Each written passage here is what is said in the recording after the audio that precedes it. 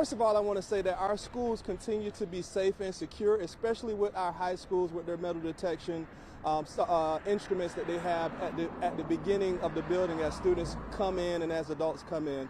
Yesterday, that system proved to keep our campuses safe as a student was trying to enter school with a weapon in the backpack, and our metal detection system actually caught that, and that student was subsequently arrested by police and law enforcement.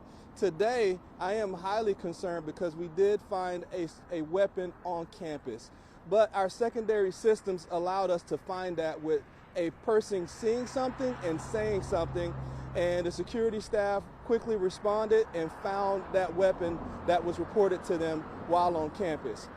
So we trust in our law enforcement. We have a great relationship with the city of Miramar and Miramar PD. I'm going to turn it over to Chief, but we're definitely looking to get to the bottom of this, how this weapon came to our campus and was left in the area on our campus. And Chief is actually going to provide a little bit more detail about some of the next steps they're going to implement to make sure we stay safe and secure from here on out. Thank you.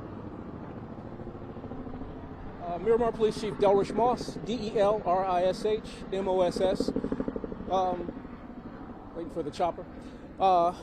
Look, one of the things that happened today was we got information that a weapon was found on the school property.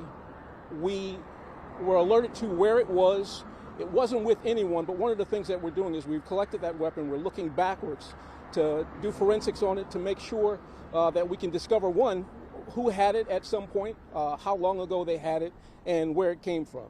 I think the system did work. As the superintendent said, someone saw something and said something, which is very important and critical to safety. That's our force multiplier. And so right now we're doing a sweep of the school to make sure with our K-9 to make sure, one, that there's no other weapon on the campus. Not that we suspect that there is one, but we like to err on the side of caution. But the system is working. The school principal, the school board has been working with the police department in tandem, and I think that's working and it's keeping people safe. How was it able to get past the metal detector? Did it fail today?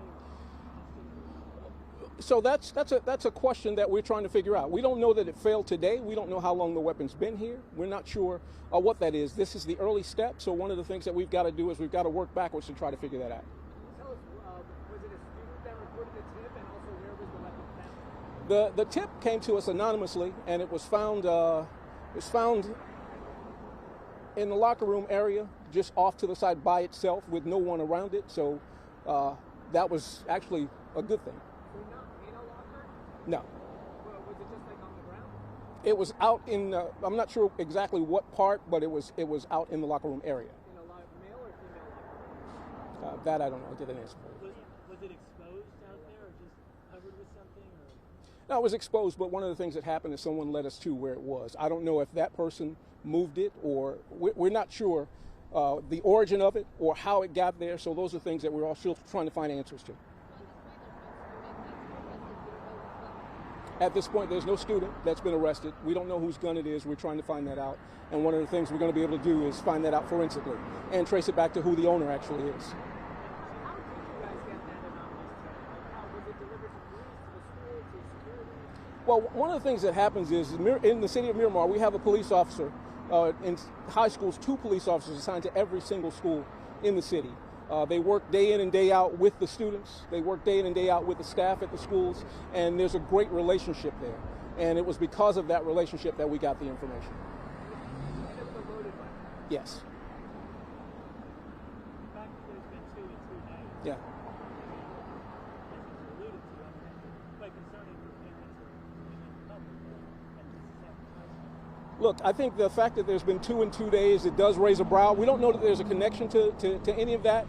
But of course, when you have something like this, it's a warning to do the job and take those extra steps. So we're going to be working extra hard to try to figure this out. So far, we've got no threats to the school. We've got no information that leads to us having a concern other than these things. And so we're going to be looking at this to try to figure that out. Hopefully it's a coincidence, and hopefully we can do everything that we can to make sure we don't have more coincidences like this in the future. Do you find it concerning that the gun was just kind of hanging out there? No, look, a gun on campus is concerning in and of itself, but where it's found is even more concerning, yes. You us through how the metal detection system works? Does every student walk through it together? Absolutely. So it's not like at random. No, it's not random. Every student does. They go through this. They go through it. Yes. If there's an after-school event, do they go through metal detectors as well? Now that I don't know.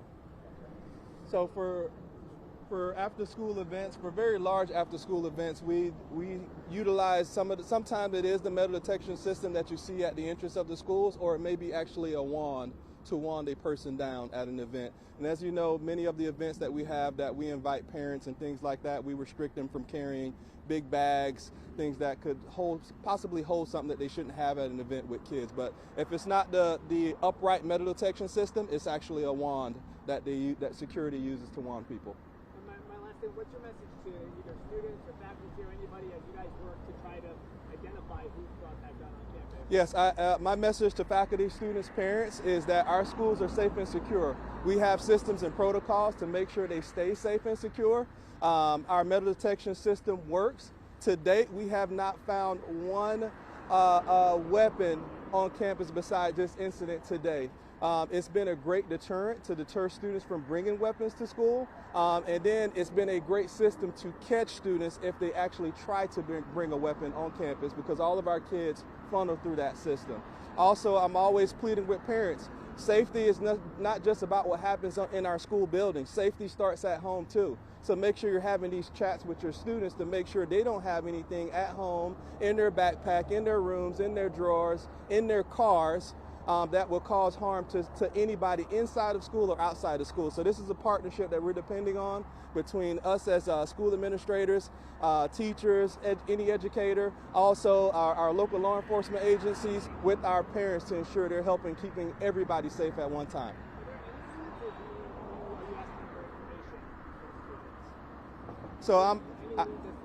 So we're depending on our local law enforcement agency with great partnership with Miramar PD to do all the work that they need to figure out what happened.